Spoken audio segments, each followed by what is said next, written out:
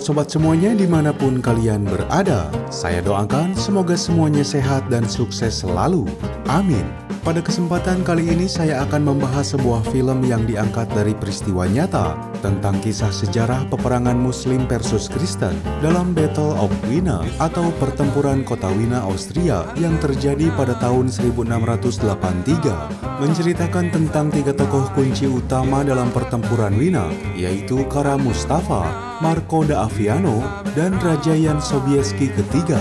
Pasukan Muslim yang dipimpin oleh Wazir Agung dari Kesultanan Ottoman bernama Kara Mustafa Pasha mempunyai misi untuk menguasai wilayah Eropa sepenuhnya.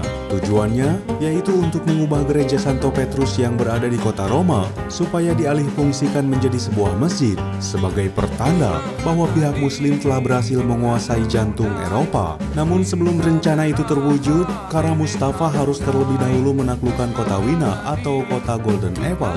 Pasalnya, kota tersebut merupakan pusat kota strategis kedua bagi umat Kristen untuk melakukan peribadatan. Dan tanpa berlama-lama, kita simak kisahnya dalam film Day Siege, September 11, 1683.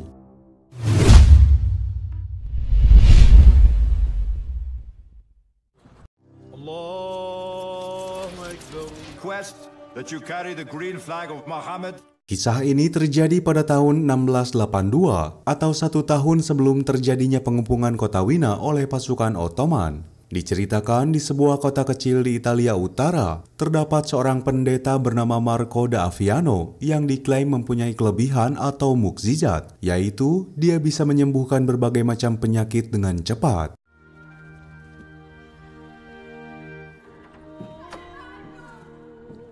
Maka dari itu seluruh warga di sana berbondong-bondong untuk datang ke gereja agar bisa mendapatkan pertolongan darinya. Namun meskipun begitu, Marco tetap menyadari bahwa kekuatan yang dimilikinya itu merupakan kuasa Tuhan yang disembahnya. You must pray but to God. Stay back, please get back. Di sela kegiatan itu, beberapa minggu kemudian, Marco memutuskan untuk pulang ke rumah kedua orang tuanya yang berada di wilayah Aviano, kota Venesia, Italia. Namun tak lama kemudian, Marco kembali diberikan kabar oleh asistennya bahwa dia melihat sekelompok warga yang akan melakukan pengeroyokan terhadap orang Muslim. Many years have passed. They're going to kill Abul. Atas sikap empati dan toleransi yang dimiliki Marco, membuatnya secepat kilat bergegas menuju ke tempat kejadian untuk mengetahui secara pasti. Dan di sana, Marco baru saja mengetahui bahwa alasan pertikaian itu hanya karena di kota itu terdapat seorang Muslim yang berasal dari Turki. Dia pun segera menasihati para warganya, hingga akhirnya Marco mampu meredam pertikaian. Sekaligus, dia juga berhasil menyelamatkan nyawa seorang Muslim yang ternyata bernama Abdul. Each other's faiths. We can. He is our brother. No. Sementara itu di tempat lain, tepatnya di wilayah Istanbul, Turki, terdapat seorang wazir yang sangat disegani yang bernama Kara Mustafa Pasha. Beliau adalah sosok pria pemberani dan tak kenal rasa takut. Maka tak heran apabila Sultan Mehmed keempat yang saat itu menjabat sebagai penguasa Ottoman mengangkatnya sebagai panglima militer pasukan Utsmani. We nominate you, Kara Mustafa.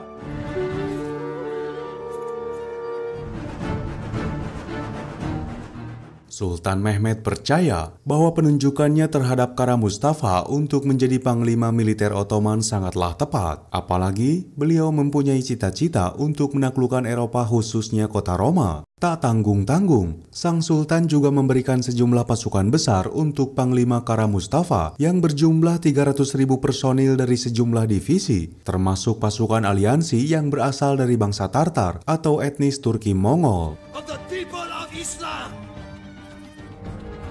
Allah the Almighty wills it. Sebelum Kara Mustafa diberangkatkan dalam misi kampanye militer ke wilayah barat, dia selalu dihantui oleh kabar buruk yang berasal dari mimpi istrinya, yang mengisyaratkan bahwa dia akan tewas di medan perang. Mimpi itu pun membuat Kara Mustafa merasa sedikit khawatir, sampai dia berkonsultasi kepada ahli nujum untuk menafsirkan mimpinya itu. That same dream tonight too?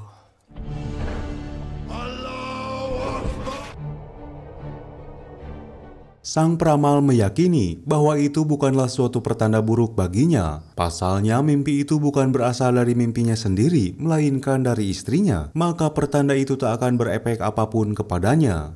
Dari sanalah semangat Kara Mustafa kembali berkobar untuk bisa menaklukkan wilayah barat yang menjadi cita-citanya selama ini.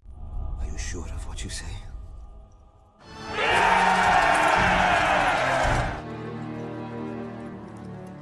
Keesokan harinya Kara Mustafa melakukan rapat tertutup dengan para petinggi kesultanan, termasuk dengan Sultan Mehmed IV. Di sana dia mengungkapkan bahwa sebelum rencana untuk menjatuhkan kota Roma, alangkah lebih baik pasukan Ottoman menaklukkan kota Wina terlebih dahulu, yang saat itu dijuluki Golden Apple atau kota apel emas.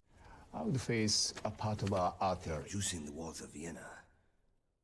Hal itu karena Kara Mustafa melihat adanya peluang keberhasilan, apalagi kabar mulai tersebar bahwa Raja Louis ke-14 Prancis tak akan berani bergerak dan membantu Austria. Pasalnya Raja Louis sangat membenci penguasa Austria, dan hal itu akan memudahkan mereka untuk menaklukkan kota Wina yang akan menjadi batu loncatan untuk menuju Roma. Tak berselang lama saat Kara Mustafa telah selesai rapat dengan para petinggi kesultanan, dia langsung dihampiri oleh sosok Abdul yang kala itu membawa sebuah berita dari wilayah Italia. Dan ternyata selama ini Abdul adalah agen mata-mata pihak Ottoman yang sengaja ditugaskan untuk mencari informasi dari sosok Marco. Yes, it's Kara Mustafa. Pasalnya Kara Mustafa meyakini bahwa sosok Marco yang saat itu menjadi orang paling terkenal di Italia adalah sosok orang yang pernah ditolongnya sewaktu remaja. Bahkan dia mempunyai bukti bahwa kalung taring yang saat ini dipakainya itu adalah merupakan hadiah dari Marco. This is mine. Tak sampai di situ, Abdul juga memberi peringatan keras kepada Kara bahwa kemungkinan besar sosok Marco inilah yang nantinya akan menjadi penghalang dalam kampanye militernya. You will see the dust from their horses rise. Roas Soleil will not move a finger when we attack. Kembali ke Italia, scene memperlihatkan saat Marco bersama dengan para ahli astronomi melihat sebuah benda jatuh dari langit yang diyakini sebagai komet. Saat itu, Marco merasa terkejut ketika dia melihat cahayanya yang memancar merah seperti darah. Marco langsung menyimpulkan bahwa itu suatu pertanda buruk yang akan terjadi pada sebagian wilayah Eropa. Maka dari itu, dia bersama dengan pelayannya segera berangkat ke kota Wina untuk menyampaikan peringatan kepada Kaisar Hongaria yang bernama Ignaz Joseph Baltazar Franz Felician atau lebih dikenal dengan Kaisar Leopold pertama, yang merupakan seorang kaisar Romawi suci pada periode tahun 1640 sampai dengan tahun 1705. At this moment, when Europe is in such peril, Sesampainya di sana, Marco langsung memberitahukan kabar prediksinya kepada Kaisar Leopold bahwa sebentar lagi pasukan Ottoman akan melakukan serangan ke wilayah kota Wina. Awalnya, Kaisar Leopold tak mempercayai kabar itu. Pasalnya pihak Kesultanan Ottoman tak mungkin mengkhianati perjanjian damai yang pernah disepakati bersama pada tahun 1664, yang saat itu dikenal dengan Perjanjian Warsawa. Namun saat Marco menjelaskan bahwa invasi Ottoman juga didukung oleh Prancis, maka seketika itu membuat Kaisar Leopold tersadar akan situasi yang mungkin semakin berbahaya sehingga membuatnya khawatir. Marco kemudian memberi usulan untuk membentuk aliansi bersama beberapa kerajaan terdekat, termasuk memasukkan kerajaan Polandia di dalamnya yang saat itu dipimpin oleh Raja Jan Sobieski ketiga. Mendengar adanya nama Raja Jan Sobieski yang masuk ke dalam aliansinya, seketika itu pula membuat Kaisar Leopold pertama menolak keras usulan itu. Karena kala itu, Kaisar Leopold pertama dengan Raja Jan Sobieski mempunyai hubungan yang tak begitu harmonis. Beberapa menit kemudian, setelah itu Kaisar Leopold pertama mendapati surat dari Kara Mustafa yang dibawa oleh seorang bangsawan berdarah Polandia bernama Jerzy. Surat itu berisikan bahwa Kaisar Leopold pertama harus segera meninggalkan kota Wina, dan jika dia menolak seruan tersebut, maka pihak Ottoman tak segan-segan akan melakukan sebuah serangan besar-besaran. It is the will of Allah, and with the aid of Allah. Mendengar intimidasi tersebut, Kaisar Leopold menjadi sangat bimbang, mengingat kekuatan yang mereka miliki tak sebanding dengan pasukan Ottoman. Hingga akhirnya mau tak mau, Kaisar Leopold harus menghilangkan sikap egonya dengan cara menerima bantuan dari Raja Jan Sobieski. Pada tanggal 15 Maret tahun 1683, pasukan Ottoman segera diberangkatkan dari kota Edirne, Turki menuju kota Wina dengan membawa sekitar 300.000 prajurit. Termasuk di dalamnya terdapat aliansi dari bangsa Tartar yang dipimpin oleh Murad Khan Giray. If they kill me and my two male sons,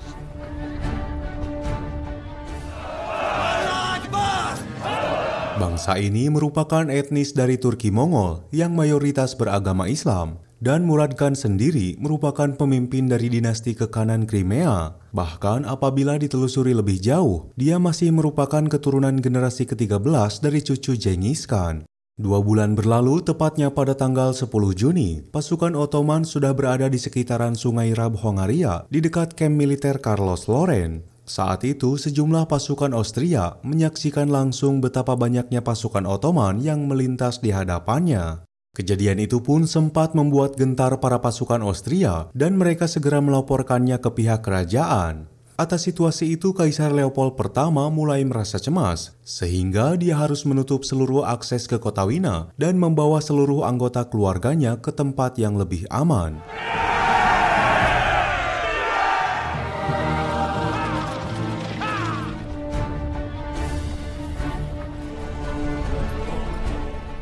Pada tanggal 14 Juli 1683, akhirnya Kara Mustafa beserta pasukannya telah berada di depan gerbang benteng Wina dengan membawa kekuatan kurang lebih 300.000 personil. Momen itu menjadi pemandangan yang begitu mencekam bagi pihak kerajaan Austria, apalagi saat itu bala bantuan yang diminta pun masih jauh dari harapan. Kaisar Leopold pertama hanya mendapatkan bantuan militer dari para sahabatnya yang saat itu berjumlah total sekitar 50.000 personil saja. Ditambah 40.000 pasukan bantuan militer dari Raja Jan Sobieski, walaupun pasukan itu akan benar-benar datang jika Raja Jan Sobieski bisa menepati janjinya. Look for yourself,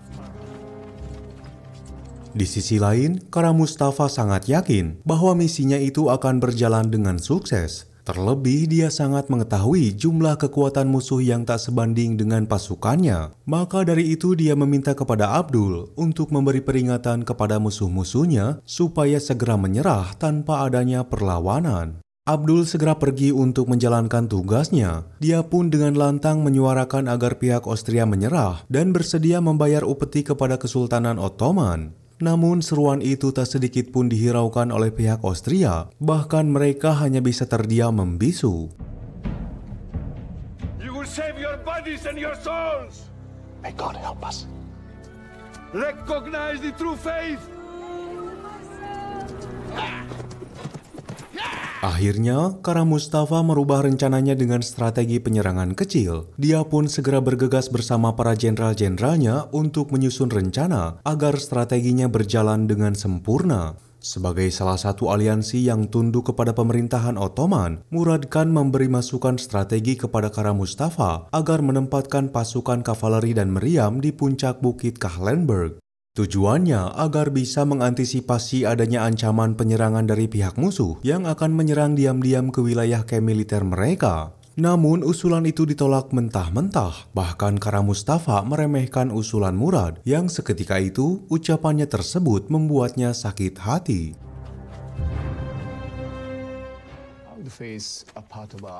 Tak hanya itu, sikap egois dan kesombongannya juga terlihat ketika salah satu informannya memberikan satu peringatan kepadanya bahwa Raja Jan Sobieski ketiga bersama pasukannya telah berada di sekitaran kota Wina. Namun lagi-lagi, Kara Mustafa tak mempedulikan hal itu. Bahkan dia sangat yakin apa yang dibawa oleh informannya tersebut adalah kabar palsu. Karena Kara Mustafa sangat tahu betul karakter dari Raja Jan Sobieski ketiga yang sangat penakut. He has learned of our attack. Keesokan harinya di saat waktu fajar, Kara Mustafa memulai penyerangannya ke wilayah benteng Wina. Diawali dengan memerintahkan tentaranya untuk menggali terowongan dan memerintahkan kepada divisi meriam untuk menembakkan bola-bola meriam mereka ke arah benteng agar bisa memancing lawannya.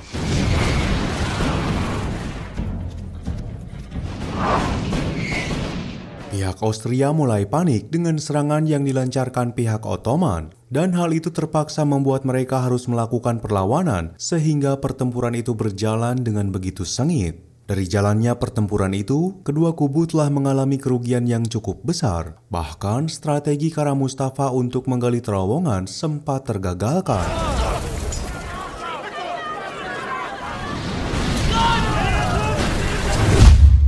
Pada malam harinya saat kedua kubu sedang beristirahat, beberapa penjaga dari pihak Ottoman melihat sesuatu keanehan yang sangat mencurigakan dari seseorang di dalam kamp militernya. Kemudian saat mulai ditelusuri lebih jauh, ternyata dia adalah Lena, seorang wanita tunawicara. Lena merupakan wanita orang Italia yang sempat menampung Abdul saat dia sedang menjalankan misinya. Dia datang jauh-jauh ke dalam kamp militer Ottoman hanya demi untuk menemui Abdul, seorang pria yang sangat dicintainya. Walaupun usaha Lena terhenti, bahkan seketika dia merasakan sakit hati ketika Abdul pura-pura tak mengenali sosoknya. Abdul sengaja melakukan hal itu demi kebaikannya. Terlebih kisah hubungan asmaranya tak mungkin berjalan dengan baik karena mereka memiliki keyakinan yang berbeda. Hingga kemudian, singkat cerita pada tanggal 9 Agustus tahun 1683, proyek penggalian terowongan yang dilakukan oleh pasukan Ottoman untuk menghancurkan benteng Wina sudah berada di titik yang telah ditentukan. Dan seketika itu para prajurit Ottoman bergegas membawa sejumlah bahan peledak untuk merobohkan bangunan di atas mereka. Pasukan Ottoman yang sudah berada dalam posisi menyerang tak menyia-nyiakan kesempatan itu. Secara cepat mereka melakukan serangan secara all out, membuat kubu Austria semakin merasakan kepanikan saat melihat banyaknya pasukan Ottoman yang berdatangan masuk ke dalam benteng mereka. Bahkan mereka harus terpaksa melakukan pertempuran jarak dekat untuk menahan setiap gelombang demi gelombang pasukan Ottoman. Beberapa jam kemudian, usaha yang dilakukan pasukan Austria untuk menahan pihak musuh menuai keberhasilan, meskipun itu hanya bersifat sementara waktu. Dan atas situasi itu, beberapa komandan dari aliansi Austria mulai merasa cemas dan tak tahu sampai kapan mereka bisa bertahan.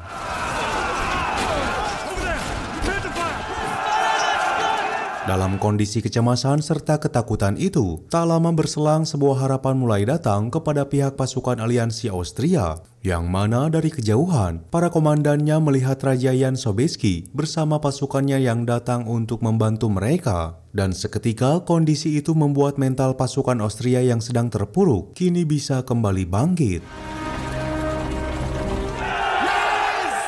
Tapi justru kedatangan pasukan bantuan tersebut seolah-olah tak diterima oleh para petinggi, termasuk oleh Kaisar Leopold pertama. Pasalnya dalam momen itu, Raja Jan Sobieski membuat keputusan sepihak untuk menjadi panglima tertinggi dalam pertempuran ini. Hingga keadaan itu mulai menyebabkan kericuhan dan hampir memecah belah persatuan aliansi. Untung saja di sana ada sosok Marco yang sengaja ditunjuk oleh Kaisar Leopold pertama sebagai penasihat. Marco mulai memberi peluang kesempatan kepada Raja Jan Sobieski ketiga untuk membuktikan keinginannya. Keputusan itu terpaksa dia lakukan demi menyatukan kekuatan aliansi dan demi tujuan serta kepentingan bersama.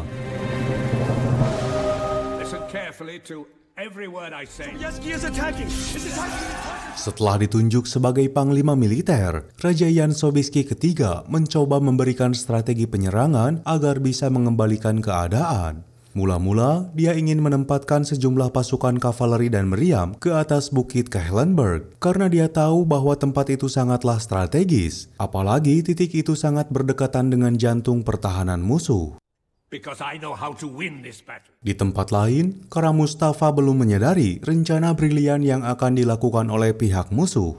Bahkan dia sendiri hanya terfokus kepada sosok Marco. Hal itu dikarenakan Kara Mustafa sangat penasaran dengan sosok Marco yang diklaim akan menjadi sosok penghalang utama dalam misi besarnya kali ini. Maka dari itu dia meminta kepada Abdul untuk bisa mempertemukannya dengan Marco. Lalu beberapa jam kemudian, akhirnya Kara Mustafa dan Marco bisa dipertemukan di sebuah tempat yang telah disepakati. Di sana, Kara Mustafa terus mencoba mengintervensi Marco untuk bisa menyerah, namun semua ancamannya itu tak pernah dia hiraukan sedikit pun. Bahkan sebaliknya, Marco meminta kepada Kara Mustafa untuk menarik mundur pasukannya dari kota Wina demi keselamatannya.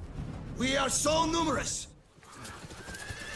Hal itu justru membuat Kara Mustafa terpancing emosi. Dengan sumpah serapahnya dia berjanji untuk bisa meratakan kota Wina termasuk membunuh Marco. Hingga keesokan harinya, sebelum pertempuran skala besar terjadi, Kara Mustafa bersama dengan seluruh pasukannya terlebih dahulu melaksanakan ibadah serta memanjatkan doa kepada Tuhan. Hal itu dia lakukan demi memohon perlindungan keselamatan serta keberhasilan misi yang saat ini diembannya.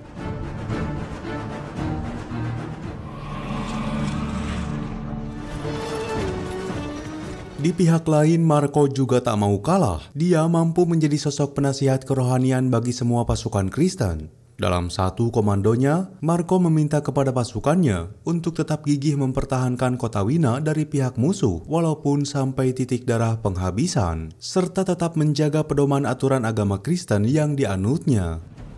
We are the true believers. Tak lama setelah itu, Marco dan seluruh pasukan aliansi segera pergi ke atas bukit Kehlenberg. Walaupun usaha mereka di sana untuk bisa menaklukkan tempat itu tak segampang yang dibayangkan, karena faktanya jalur yang mereka lewati untuk menuju puncak bukit begitu sangat curam. Apalagi cuaca pada saat itu telah memasuki musim hujan yang mengakibatkan beberapa meriam banyak mengalami kerusakan. Namun usaha tak mengkhianati hasil. Dalam beberapa jam mereka ternyata mampu menaklukkan bukit Kehlenberg dan kini Marco beserta pasukan aliansi telah berada di puncak. Kala itu, Kara Mustafa belum menyadari bahwa sebagian pasukan aliansi Austria di bawah komando Raja Jan Sobieski telah menjadi ancaman nyata bagi dirinya. Karena dia mengabaikan posisi mereka dan hanya memfokuskan kekuatan pasukan untuk ditempatkan di hadapannya saja.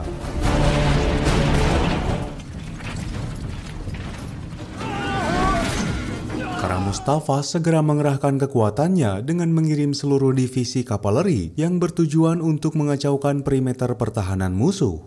Awalnya serangan itu dapat dipatahkan oleh pihak Austria, namun karena gelombang serangan dari pihak Ottoman yang sangatlah besar, pertahanan garis depan pasukan Austria tak mampu menahannya lebih lama sehingga mereka dapat dihancurkan.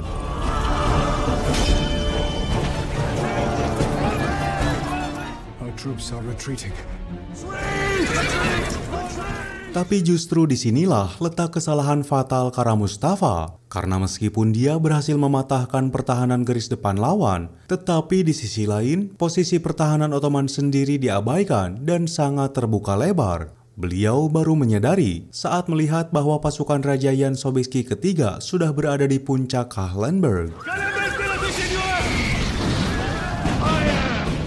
Tiba-tiba, Kara Mustafa merasakan kecemasan yang begitu besar. Pasalnya, meriam-meriam dari Raja Jan Sobieski ketiga mampu meluluhlantahkan jantung pertahanannya dalam waktu singkat. Bahkan efek serangannya itu sampai membuatnya terluka. Dia tak tinggal diam. Seketika Kara Mustafa memerintahkan pasukannya untuk mengarahkan meriam-meriamnya ke atas bukit Kehlenberg. Namun sayang, apa yang dilakukan Kara Mustafa ternyata hanya sia-sia, karena nyatanya efek daya ledak meriamnya tak mampu mengenai pihak pasukan Raja Jan Sobieski sedikit pun.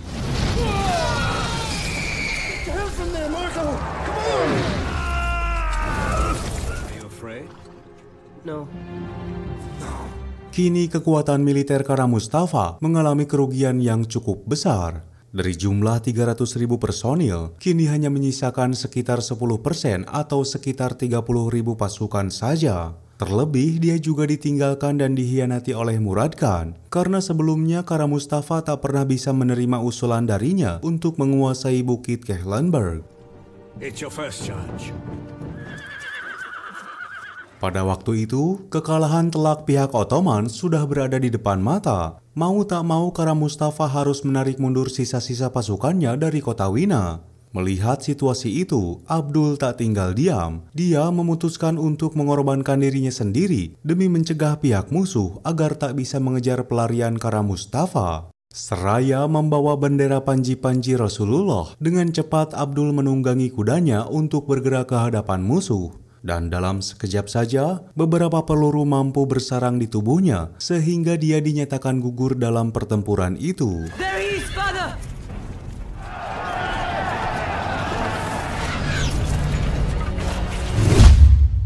Tangisan dan kesedihan Lena pun tak dapat dibendung lagi karena dia harus ditinggalkan oleh pria yang dicintainya untuk selama-lamanya. Hal itu pun berlaku kepada Marco yang melihat Abdul sebagai sahabatnya sendiri harus tewas dalam kondisi yang sangat mengenaskan. Kegagalan misi itu juga membuat Kara Mustafa harus dijatuhi hukuman mati oleh Sultan Mehmed IV atas konsekuensi ketidakmampuannya untuk memimpin pasukan Ottoman dalam menguasai wilayah Eropa. Dan dengan ini pula, film ini pun akhirnya tamat.